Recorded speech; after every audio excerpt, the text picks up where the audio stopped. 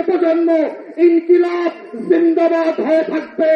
ইনকিলাব ইনকিলাব ইনকিলাব ইনকিলাব ইনকিলাব ইনকিলাব। আওয়ামী লীগ ক্ষমতায় থাকতে পারে নাই, পিলখানায় গণহত্যা করেছেন, আমার 57 জন সেনা কর্মকর্তাকে শহীদ করেছেন, দিল্লির আধিপত্য টিকে থাকে নাই, নির্বাচন ব্যবস্থা ধ্বংস করে দিয়েছেন, 16 বছর ধরে কোরআন গণমাধ্যম দিয়ে বাংলাদেশের আজাদির বিপক্ষে প্রত্যেক দিন তথ্য সন্ত্রাস করেছেন। আওয়ামী লীগ ক্ষমতায় থাকতে পারে নাই।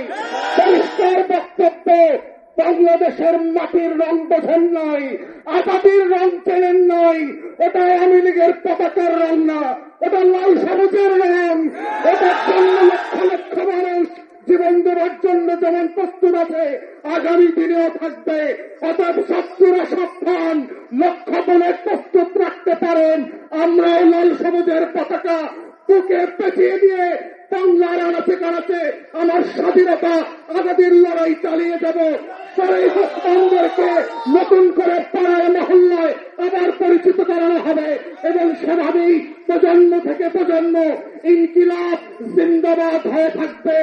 ইনকিলাব ইনকিলাব ইনকিলাব ইনকিলাব।